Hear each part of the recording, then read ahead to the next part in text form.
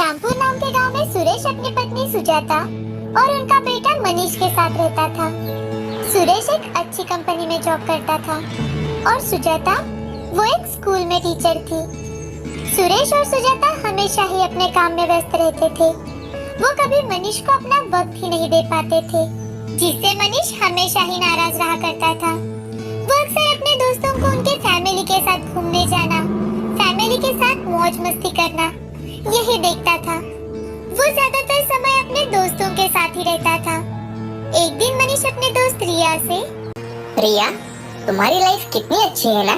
तुम तो छुट्टी के दिन अपने माँ पिता के साथ घूमने जाती हो और हर रोज अपने भाई के साथ खेलती भी हो। मेरे लिए तो किसी के पास वक्त ही नहीं है। मेरे पापा तो हर रोज देर से घर आते हैं और आते ही अपने मोबाइल या टीवी में व्यस्त हो जाते हैं। और माँ भी अपने काम खत्म करने के बाद अपना मोबाइल लेकर बैठ जाती है। कुछ बात करो तो किसी भी सवाल में फंसा देती है। कोई बात नहीं मनीष, तुम मेरे घर आया करो और हमारे साथ ही खेला करो। हाँ रिया, तुम्हारे साथ ही तो खेलकर मैं अपना वक्त बिताता हूँ, वरना मेरे घर में तो मेरी किसी को क्या पड़ी है। ऐसा कहकर मनीष वहाँ से चला जाता है। मनीष हर रोज स्कूल से आकर अपनी पढ़ाई करता और फिर रिया से खेलकर शाम के समय घर आकर खाना खाकर सो जाता था। सुजाता मनीष के स्कूल में ही टीचर थी, लेकिन फिर भी उसे अपने बच्चे के लिए टाइम ही नहीं था। घर आने के बाद वो अपना ज्यादातर समय अपने मोबाइल में ही लगी रहती थी। एक दिन मनीष, माँ, मुझे तुमसे कुछ बात करनी है। हाँ बेटा बोलो, कुछ जरूरी काम था। और हाँ, सबसे पहले तो मुझे ये बताओ, पढ़ाई पूरी हुई कि नहीं? नहीं माँ, कुछ नहीं, ऐसे ही। तो जाओ और अपनी पढ़ाई पूरी कर लो, मुझे अभी बहुत सारे काम करने हैं। मनीष नाराज होकर वहाँ से चला जाता है। उसे बहुत ज्यादा दुख होता है कि उसकी माँ हमेशा ही उससे ऐसे ही बातें करती है। पापा, मुझे आपसे बात करनी है। बोलो बेटा, कुछ जरूरी काम है क्या? नहीं पापा, ऐसे ही। काम की बात है तो बताओ बेटा, क्या कुछ चाहिए तुम्हें? मुझे बहुत काम है आज। ऐसा कहकर सुरेश भी मनीष की बात को टाल देता है और अपना मोबाइल लेकर बैठ जाता है। मनीष और ज्यादा मायूस हो जाता है और रोते रोते अपने कमरे में चला जाता है। कुछ दिन बाद मनीष के स्कूल में एग्जाम आते हैं। उसके एग्जाम पेपर में निबंध आता है, अपनी ख्वाहिश। उस पर मनीष लिखता है, अगर मैं मोबाइल होता तो कितना अच्छा होता। हर कोई मेरी ओर ध्यान देता। मेरे सिवाय किसी का दिन ही नहीं निकलता और ना ही किसी की रात होती। अगर मैं मोबाइल होता तो मैं कभी दुखी ना होता। मेरे अलावा सबकी जिंदगी थम जाती।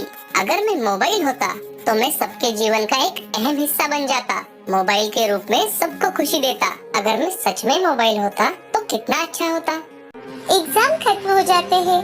एक दिन सुजाता पेपर चेक करने के लिए बैठती है तो मनीष ने लिखी पंक्तियां पढ़ने लगती है।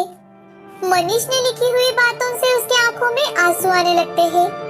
तभी सुरेश का ध्यान सुजाता की ओर जाता है और वो सुजाता से, क्या हुआ सुजाता, रो क्यों रही हो? सुजाता सुरेश को मनीष ने लिखा हुआ निबंध पढ़ाकर दिखाती है तो उस पर सुरेश, हे भगवान, बेचारा बच्चा, उसके माँ बाप तो उस पर जरा भी ध्यान नहीं देते। सुरेश की बातें सुनकर सुजाता आंसुओं भरी आंखों से सुरेश की ओर देखती है और उससे, पता है सुरेश, ये पेपर किसका है? हमारे बेटे मनीष का। सुजाता की बात सुनकर सुरेश को जैसे एक सदमा सा लगा और वो सुजाता से, क्या? ये क्या कह रही हो सुजाता? हाँ, क्योंकि हमने अपने बेटे को कभी वक्त ही नहीं दिया। दिन भर काम करने के बाद हम हमेशा मोबाइल लेकर बैठ जाते हैं और जब भी वो हमारे पास आता है हम उसे कोई ना कोई काम में लगा देते हैं। आजकल विभक्त परिवार, औरतों और हमारा व्यस्त जीवन, जिसमें हमें एक दूसरे के लिए बहुत ही कम वक्त मिलता है और हम हमारे बच्चों को भी वक्त नहीं दे पाते और जो भी वक्त मिलता है उसमें मोबाइल को लेकर बैठ जाते हैं। हम अपने रिश्तों की अहमियत को भी भूलते जा रहे हैं और उससे मिलने वाले प्यार को भी।